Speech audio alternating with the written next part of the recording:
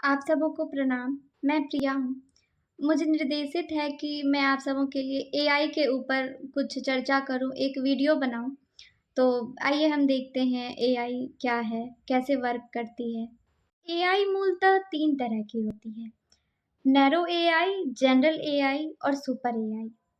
आप वीडियो की शुरुआत में नैरो एआई से मिल चुके हैं। एलेक्सा वो एक नैरो एआई है। इसी तरह एंड्रॉयड के लिए एलेक्सा और आईफोन के लिए सीरी नाम की एआई है। ये एक नैरो एआई है। ये सिर्फ स्पेसिफिक कामों को करती है और आपके पर्सनल यूज़ के लिए बनी हुई है। अब अगर हम लोग बात करें जनरल एआई की, तो जनरल एआई और भी आसान है। अगर आप देखे होंगे एक छोटा सा बच्चा जो अच्छे से बोल नहीं पाता है, उसके शब्द अभी तक क्लियर नहीं हो पाए हैं, वो भी यूट्यूब पे जाकर अगर सर्च करता है कि मुझे एक कार्टून दिखाओ, तो यूट्यूब उसके लिए कार्टून वीडियोस निकाल देती है।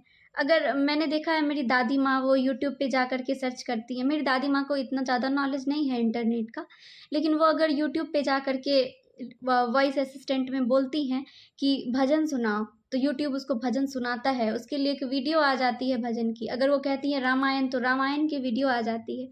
ये कैसे हो रहा है? यूट्यूब को कैसे पता चल रहा है कि रामायण क्या है? ये सब एक एआई है। और इसी तरह के एआई को हम लोग जनरल एआई कहते हैं, जिसको हम लोग आम जीवन में जनरल तौर पे यूज़ करते हैं। सबसे अच्छा एग्जाम्पल इसका और है चैट जीपीटी। अभी के समय बच्चे से लेकर बड़े तक चैट जीपीटी का यूज़ कर रहे हैं बहुत अच्छे से। Google assistant. अगर हम लोग इसी के और विस्तार में जाएंगे, तो रोबोट भी एक जनरल एआई के कैटेगरी में ही आता है। जैसे आप देखे होंगे रजनीकांत की फ़िल्म रोबोट, उसमें चिट्टी नाम का एक किरदार है, वो रजनीकांत का ही किरदार है, जो एक रोबोट का रोल निभा रहा है।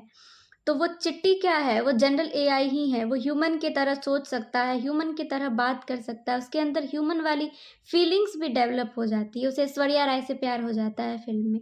तो ये सब एक जनरल एआई है और इसी जनरल एआई को ह्यूमनॉइड एआई भी कहा गया है, इसी वजह से, क्योंकि इसके अंदर ह्यूमन वाले क्वालिटीज़ भी थोड़े बहुत डेवलप्ड होते हैं।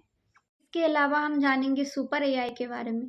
सुपर एआई अभी बहुत ज़्यादा डेवलप्ड नहीं है, पर आप सुपर एआई के एग्जाम्पल्स देखे होंगे अगर आप आयरन मैन फ़िल्म देखे हैं।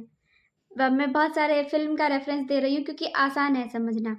हम लोग अगर आयरन मैन फ़िल्म देखते हैं, तो आयरन मैन का एक पर्सनल असिस्टेंट है, उसका नाम है जार्विस। और जार्विस कोई आदमी नहीं है, ना रोबोट है, मतलब वो विज़िबल नहीं है, हम उसको देख नहीं सकते हैं। वो एक प्रोग्राम है, लेकिन वो असिस्टेंट है। वो एक-एक चीज़ उसको बताता है कि आपके सेल में अभी इतनी बैटरी बची हुई है, आपको अभी खाना खाना चाहिए, आपकी ये प्लानिंग है, आपकी इसके साथ मीटिंग है, आपको ये करना है, आपको वो करना है। एक-एक चीज़ गाइड कर रहा होता है आयरन मैन को जाविस।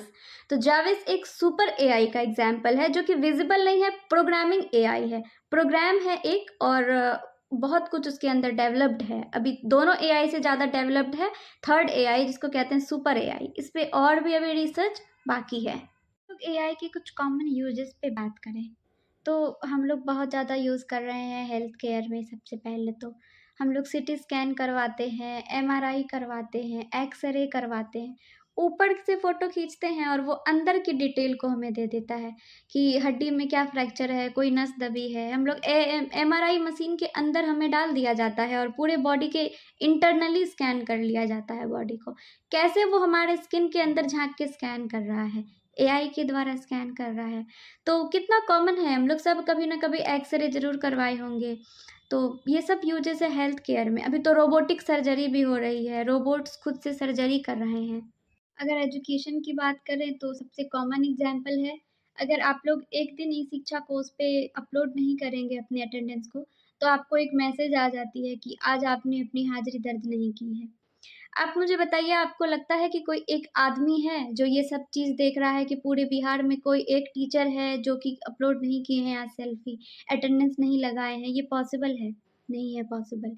ये एआई द्वारा प्रोग्राम्ड ऐप है। अगर आप अटेंडेंस नहीं बनाएँगे, तो एआई खुद आपको मैसेज कर देगी कि आज आपने अटेंडेंस नहीं बनाई है। इसके अलावा हम लोग कैलकुलेटर का यूज़ कर रहे हैं कॉमनली। कुछ क्वेश्चन्स वगैरह हम लोग ऐप पे डालते हैं मैथ्स की, और उसकी सॉल्यूशन आ जाती है। कोई भी कंटेंट चाहिए तो हम लोग क्वेश्चन डालते हैं, टॉपिक डालते हैं, उसका एक बहुत लंबा-चौड़ा हमें कंटेंट लिखा हुआ आ जाता है।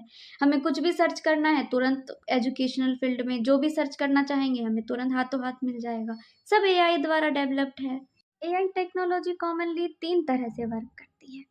एक तो मशीन लर्निंग है, दूसरा नेचुरल लैंग्वेज प्रोसेसिंग है जिसको हम लोग एनएलपी बोलते हैं और तीसरा कंप्यूटर विज़न है।